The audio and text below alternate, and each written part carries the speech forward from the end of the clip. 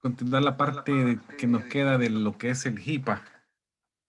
Si tienen alguna pregunta en el transcurso de la charla, por favor me detienen y lo revisamos o me complementan alguna idea que esté ahí en el aire.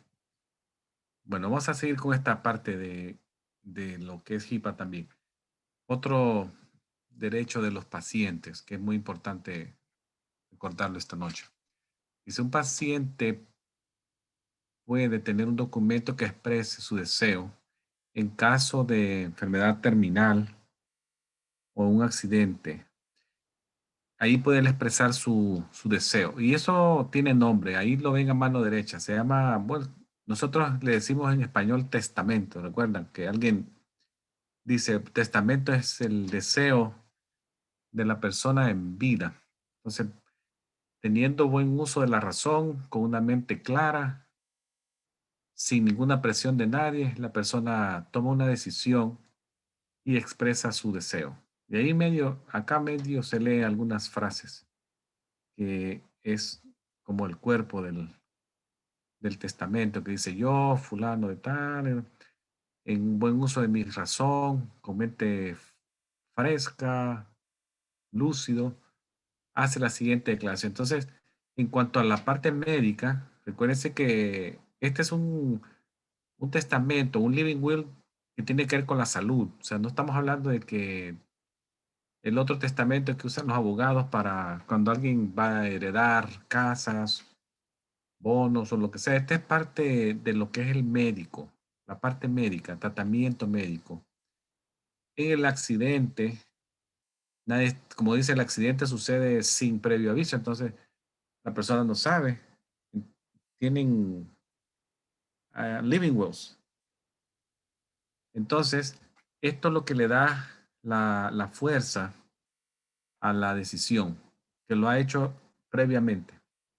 Entonces, esto tiene mucho valor y es un poder bajo abogado que los hospitales tienen que hacerle caso. O sea, tienen que cumplir el deseo de la persona y no pueden obviarlo bajo amenaza de una demanda de la familia o del hijo o la esposa, porque existe un documento que ya lo conocían. Sería en este caso el expreso deseo de la persona en cuanto a los resucitación, donación de órganos o etcétera. Ahora, hablemos un poquito de la ley y la ética. Esta es la parte final ya de nuestra revisión. Ya estamos en la recta final. Luego retomamos lo que es flebotomía. La ley y la ética. ¿Qué es la ley y la ética? Bueno, la ética es el conocimiento de que algo es correcto o no. Que estoy haciendo una conducta correcta versus una conducta incorrecta. Toda persona se puede ver en la encrucijada. Acá tienen este dibujo del hombre rascándose la cabeza y con tres signos de pregunta sobre la cabeza. ¿Lo hago o no lo hago? ¿Lo que estoy haciendo es correcto? Sí, es correcto, pero también en las dudas. Entonces está la parte ética que le dice, la conducta es correcta o la conducta es incorrecta. Yo me puedo ir por este lado, pero también la parte legal le dice otra cosa, porque la parte legal, la ley es otra cosa. La ley son como situaciones de no de saber si es correcto o incorrecto, sino que ya son leyes que me dicen que si no hago eso, ya hay una pena ya es una carga punitiva hacia la persona. Entonces, la ética nunca debe de tener prejuicio o tener bias o ser de doble cara. La ética no debe ser de que yo a este lo veo bien, pero al otro le veo errores y este no, se ve muy bien. No debe tener bias ni prejuicio. Así que en muchas ocasiones vamos a ver que muchas cosas que nosotros hacemos, muchas decisiones, involucran ética. Y además de ética, tienen algún componente moral en la persona y lo hace un poquito más difícil. Entonces, por ejemplo, en muchos momentos vamos a tener que tomar decisiones desde el punto de vista ético, pero también desde el punto de vista legal. Y lo vamos a tener que hacer, la parte ética, por ejemplo, cuando estamos con un compañero de trabajo. que Acá en Estados Unidos les dicen coworkers. Aquella persona que trabaja conmigo, la veo de lunes a viernes, estamos en el horario de 9 a 5, o la veo el fin de semana, son coworkers. O también tenemos que hacer algunas decisiones desde el tipo de vista ética y legal que tienen que ver con nuestros pacientes. Digamos que en la parte del coworker, el compañero de trabajo, tenemos un compañero de trabajo que de manera repetitiva está llegando tarde a la oficina. Y muchas veces le va a pedir a usted o me va a pedir a mí que le haga el favor, que cada vez que ella llegue tarde, le haga el favor de tal vez marcarle la tarjeta o algo, o cubrirle mientras ella llega. Entonces, ahí ya sabemos que en la parte ética sabemos que es una conducta equivocada. O sea, es una situación de trabajo. ¿Qué me debo hacer yo? ¿Le hago el favor y ella me lo va a pagar otra vez? Porque ella me dice, la próxima vez que tú vengas tarde, me avisas a mí, yo te regreso el favor.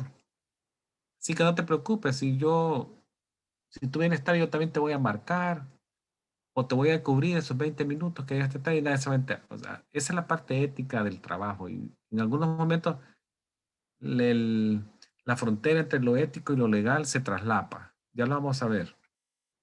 Otra cosa de la ética que vamos a tener que poner atención es con los pacientes, por ejemplo, cuando uno sospecha, acá vemos esta enfermera, medical assistant, puede ser que está pensativa, ¿qué hago? ¿Qué hago? Cuando se sospeche que un paciente ha sido abusado. Tenemos acá a este señor preocupado, con sus brazos cruzados, apretándose, cabeza sobre manos. Entonces, el medical assistant, la enfermera, en algún momento esa parte ética también va a aparecer. El paciente tiene moretes en el cuerpo, la explicación que se da sobre el morete es que no tiene lógica. Me golpeé en la mesa y no hace sentido el tipo de morete, la posición del morete con lo que él me dice. ¿Qué debo de hacer? ¿Es la ética en mi trabajo?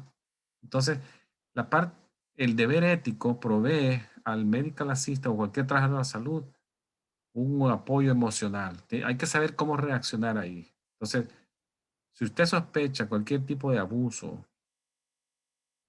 o si no está de acuerdo en una conducta de algún compañero de trabajo, se tiene que hablar o reportarlo directamente a la persona sobre la que uno está trabajando. Por ejemplo, si el medical assistant, reportarlo a la enfermera inmediata superior.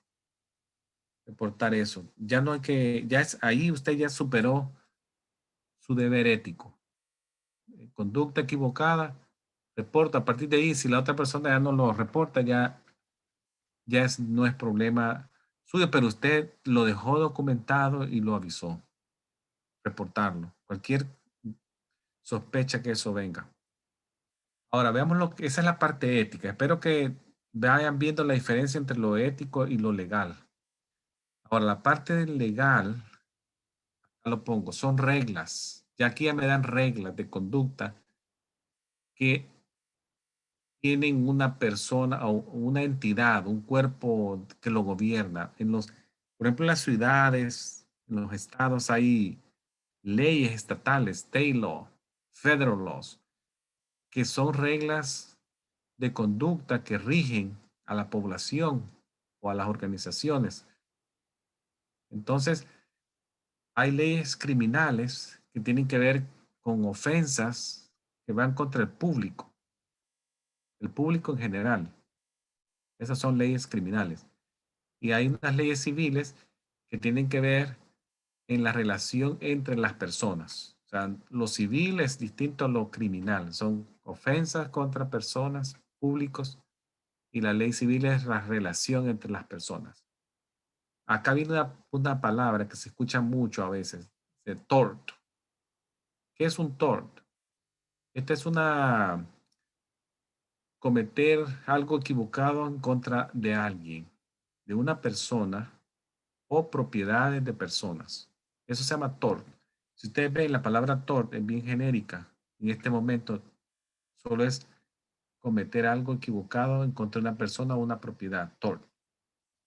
El tort puede ser intencional, que yo lo quise hacer, o puede ser sin intención. Acá están las dos diferencias, el tort intencional y sin intención. Hay diferentes tipos de tort que hay que conocer porque se lo pueden preguntar en el ANCA. Ahí va la negligencia, la malpraxis, la vamos a ir viendo. Por ejemplo, la negligencia es un error intencional. O sea, nadie quiere ser negligente, pero es un error. Aquí dice wrong, una equivocación. No tenía yo la intención de hacerlo, pero pasó. Es una negligencia. Si la negligencia la hace un profesional, como puede ser un médico, es una negligencia intencional por un profesional, esto ya se llama malpraxis, mala praxis. Un ejemplo puede ser que alguien en una cirugía, un cirujano, olvidó una torunda, una gasa, una pinza, un clip en el interior de un abdomen que ya está cerrado. Él no lo quería hacer, no tenía intención, pero es una equivocación. Siempre hay unas cuentas al final de la cirugía donde cuentan las 10 torundas, las 20, 30 que se usaron, número de pinzas, pero a alguien se le escapó algo y ya se convierte en mala praxis. O sea, un tipo de tort. También hay tort que tienen intención, son actos que ya tienen el propósito de causar un daño. Alguien que hemos oído tantos casos de enfermeras, dice que le daban medicamentos a personas adultas mayores y salió una enfermera que mató a 10, 20, 30 adultos mayores en un periodo de 10 años y nadie se daba cuenta de que morían hasta que al fin agarraron a la señora. Ese sería un tort intencional, porque un acto ya a propósito con intención de hacer daño. Ahora viene otro tipo de tort, la difamación, que es como maltratar el nombre de una persona y su reputación haciendo aseveraciones que son falsas. Eso sería una difamación. Es un tort también. Esta palabra que ustedes ven acá dice slander, que es como también un falso testimonio oral, verbal. O sea, hablar mal de alguien sería una frase en español sencilla de decir. Hablar mal de alguien, hacer falsos testimonios de alguien, es un slander, o sea, una difamación a través de la forma oral. Ese es un slander, defamation through spoken statement. Hay otro autor que se llama invasión de la privacidad, que es una violación de los derechos de la persona a sus cosas privadas, exponérsela. Alguien tiene algo privado y alguien lo sin querer o sin querer queriendo le publicó algo en una WhatsApp o un Instagram y todo, y ya se hizo público eso. Era algo privado, pero se convierte en una invasión de privacidad cuando la persona le violenta el derecho a la otra, a su privacidad, a través de una exposición de la información. Luego viene otro TOR que se llama fraude, que es hacer algo de manera malintencionada, usando algún artificio, una maña, para engañar a la persona. De ahí viene el assault, la intención de atentar a tocar a alguien o amenazarlo sin su consentimiento. Imagínense, solamente la intención de tocar a alguien ya es un asalto. Entonces, ¿qué pasa si lo toco? Battery. Ya es tocar a la persona, una parte corporal, sin su consentimiento. Por ejemplo, alguien viene, ya le puedo hacer una pregunta sobre el battery y el assault, pero para ponérselo en un plano ya bien, bien realista. Ya les hago la pregunta. El otro es el informe consentido, informed consent, que es cuando la persona entiende claramente qué es lo que le va a hacer. Recordemos que todo profesional de la salud debe de asegurarse que su paciente entiende y está de acuerdo con todo procedimiento. No puedo hacer algo sin decirle. Así que eso no se puede hacer. Si el paciente es un menor de edad, será el padre o los padres o el que aparece como guardián de él el que debe de proveer el consentimiento de su parte. Ya no es el niño, es el papá o los guardians. Entonces el flebotomista, aquí viene el caso del flebotomista. Vamos a hablar de él. Debe tener en mente el flebotomista que también el paciente puede decir no, no solo porque está escrito, no solo porque el doctor le ordenó una, un laboratorio o una inyección, el paciente está obligado a decir que sí. El paciente puede decir no, ese es su derecho. A decir no a un examen, a una venopunción o a una inyección. Él dice, no, no la quiero, punto. Eso es su derecho. Y el medical assistant, el doctor, la flebotomista, debe de hacerle caso y no ir sobre su voluntad. En cuanto al asalto, antes de pasar la página, la diapositiva, vemos que el asalto, también el flebotomista puede verse en esta situación que a veces es un poquito incómoda para el flebotomista, que un paciente puede sentirse amenazado con que solamente el flebotomista le levante la aguja y lo amenace, que le va a hacer tal vez no lo amenace, pero con la intención de enseñarle la aguja ya fuera del dispositivo de seguridad. Y ese puede ser puede estar convertido en un assault. Hay que tener mucho cuidado. El informed consent antes de hacer cualquier cosa. Así que mucho cuidado en eso. Ahora, el battery, el assault implica hacer sentir a alguien incómodo en la parte corporal, pero se puede cometer un battery cuando llevamos un paso arriba. ¿Qué pasa ahí? Cuando ya hay un contacto físico que ocurre, cuando, por ejemplo, el medical assistant le, le, le hace la venopunción. Entonces, les hago la pregunta yo. Si el medical assistant falla en obtener un consent del paciente antes de hacer la flebotomía, ¿con qué cree que lo pueden acusar? ¿Quién me contesta?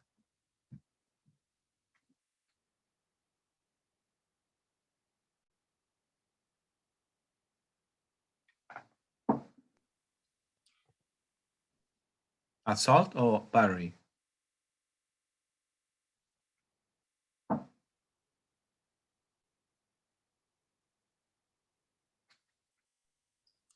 ¿Puedes repetir la pregunta, por favor? Sí. Si un medical assistant o un flebotomista falla en obtener el consentimiento del paciente antes de hacer una flebotomía, una venopunción, ¿de qué lo podría acusar el paciente? ¿De asalto o battery?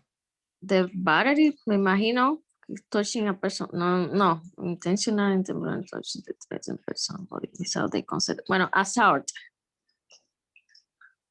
Ajá, o sea que acuérdese que acá el assault es la intención de, no lo ha, no lo ha tocado todavía. Lo pueden usar hasta de un battery. Y esto no solamente puede finalizar la carrera de la persona, no solamente puede finalizar con la carrera de la persona, sino que también le puede provocar que lo demanden y hasta cargos criminales. Entonces hay que tener mucho cuidado. Lo pueden acusar hasta de battery. Ok, Así que siempre hay que obtener el consentimiento informado del de la paciente. persona. Ajá, no porque le extiende el brazo. El extender el brazo es una forma de consent, pero es Ujú. una forma de consent física. Pero acuérdense que en esta vida hay que hacerlo también por escrito todo. Entonces, Para evitar problemas de un assault, battery, todo eso, hay que obtener el consent antes de hacer la flebotomía. Ahora veamos otra cosa que sería el, el abandono. Cuando un proveedor retira el cuidado a un paciente sin una nota razonable. Podría ser, aquí lo ponen a veces hasta de un mes. O sea, cuando digamos que un médico le salió trabajo en Florida y ya no quiere estar en New Jersey o en Massachusetts porque está mejor allá en Florida. Bueno, él tiene que avisarle a los pacientes con un tiempo razonable que se va a ir, que ya no va a estar con ellos y que les da opciones de colegas que pueden tomar sus casos para que el paciente no se sienta en abandono, porque si no sería un tort. Puede ser motivo también de una demanda. Está dicho, abandono.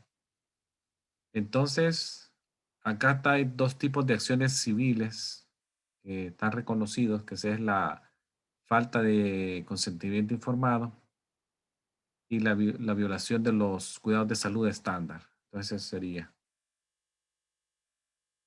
Y bueno, esta es la última diapositiva, creo yo ya, la última. Y el encuentro del paciente. ¿Qué es lo que hace el medical assistant? ¿Qué van a hacer ustedes? Bueno, ustedes van a ser responsables de algunas tareas en la oficina que incluyen, por ejemplo, yo le puse acá el paciente, y el triaje es la selección por prioridades de los tratamientos de los pacientes. Y eso se puede hacer a través del teléfono o en la recepción. O sea, ¿quién tiene más prioridades de tratamiento? Y en base a eso se hace el triage. Llenar consentimientos, las formas de consentimiento, que son las que se le dan a los pacientes para que él se esté enterado de potenciales eh, beneficios del tratamiento, qué puede pasar bien, qué puede pasar mal, discutirlos, los riesgos, y ahí decide él. También preparar información para mandar a otro lado, tomar los signos vitales de los pacientes, que usted ya se los dije, cuáles son los signos vitales, cómo se toman. Y también otra tarea puede ser como actualizar los expedientes médicos de los pacientes. Bueno, esto les traía antes de comenzar y la parte de flebotomía que me quedó pendiente.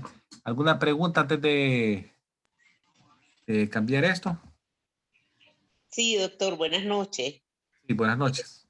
Le habla la doctora Esther Sánchez. Excelente su presentación. Sí, Pero sí, doctor. en dado caso de que un paciente, aunque haya dado el consentimiento, el medical assistant, el flebotomista, Sí. sea fallida la venopunción y luego el paciente se niegue a que vuelvan a tomarle la muestra porque fue fallida la primera. ¿Eso se tomaría como un battery o porque no fue intencional?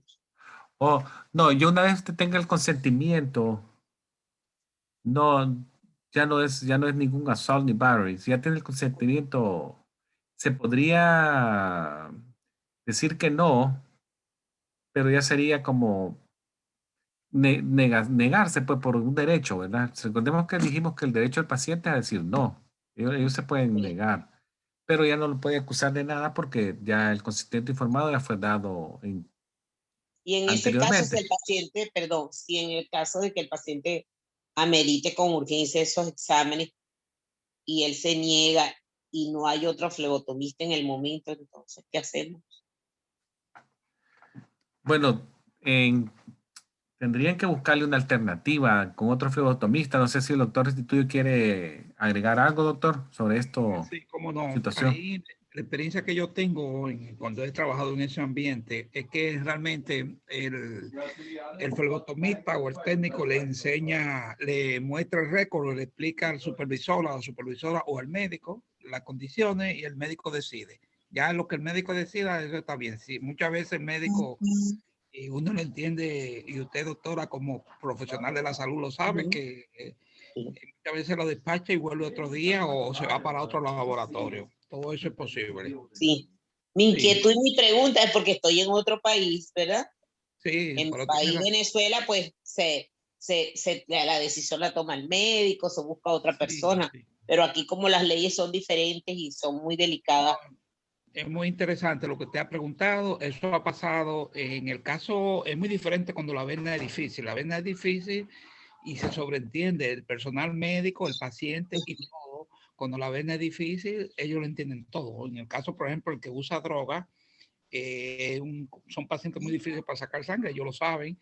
Entonces ya Sí. es diferente, ya eso cambia completamente la ética. Esto Y es pacientes que han recibido quimioterapia y solamente tienen un miembro superior disponible para tomar la muestra.